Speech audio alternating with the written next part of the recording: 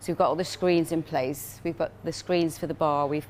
For the last 3 months, the Walton Village pub in Surrey hasn't had a customer through the door. They're hoping that will change soon, but in this new COVID world, it's hard to know how many people to prepare for or when. How hard is it to plan when you don't know what you're planning for? It's very hard, especially things like ordering food and beer. You know, we're just really not sure.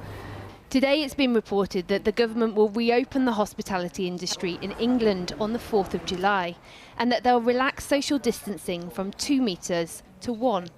Those working in the industry hope the leaks are true. They say the 2 metres rule would be devastating for pubs. I don't think it'd be viable, really. For any pub? Yeah. And there's a lot of places that won't be able to open because they haven't really got the space that we've got here, you know, so we can do the walk-in one way and out a different way. So the 2 metre rule will only allow us to do 30% capacity. The 1 metre rule could take us up to 70%, which will sort of make us break even, really. The changes are being considered after Britain's COVID alert was downgraded from 4 to 3 yesterday. But many think the rate in which we're easing lockdown is too fast. The daily amount of people dying from the disease in the UK is often still in 3 figures. 128 deaths were recorded in the last 24 hours. The government is still wrangling over how to protect lives and livelihoods.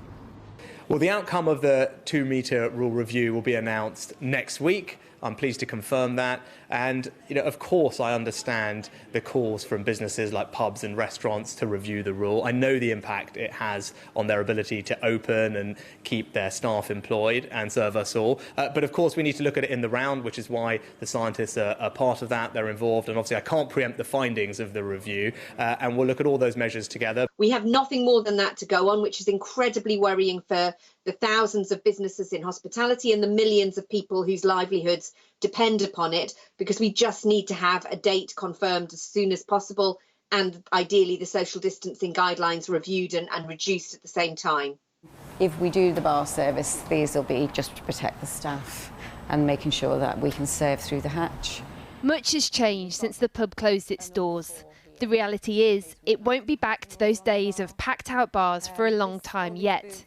Right now, all they can hope for is enough will change soon to allow them to break even. So will the new proposals get people out drinking and dining and spending money, or is caution still the word?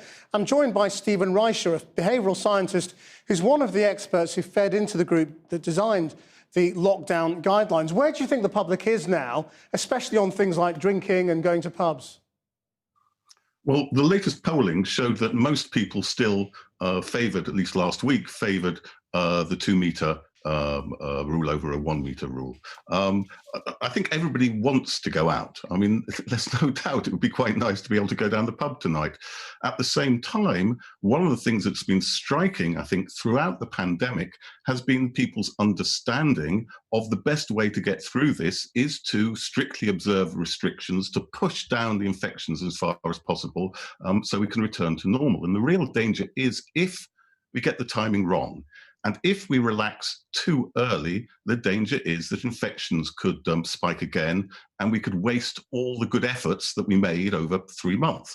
And as you said at the outset, the figures don't look as good as we'd hoped they looked. So yesterday, for instance, there were 1,346 more infections, more than on the day we went into lockdown, which was 947.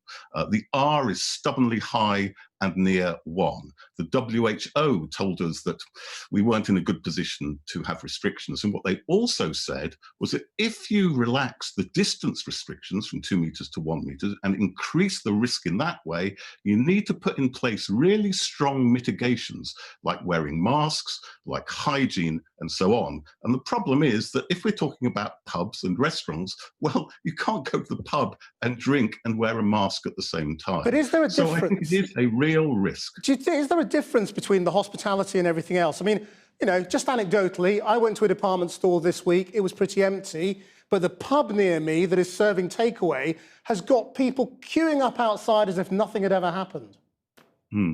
Well, as I say, overall, the figures show that adherence has been remarkably high. The difficulty is, of course, that when we see violations, they're far more striking. They're also far more newsworthy, and therefore they're reported far more than the mundane reality that one hell of a lot of people are going along with restrictions.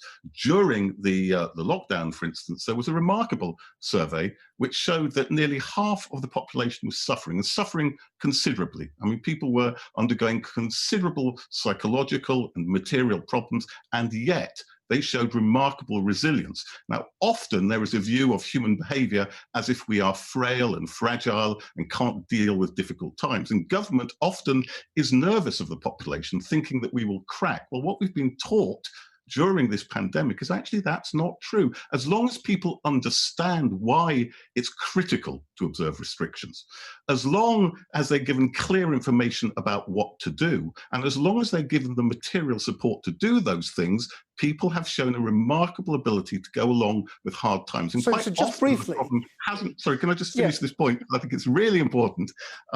Quite often the problems haven't been psychological. It hasn't been psychological frailty. It's been failures of messaging and failures of support. In other words, government has blamed on the psychology of the population the failures of government. So I think in many ways, the bottom line of this pandemic is that the public have done incredibly well. I'm not so sure that our government has lived up to its public.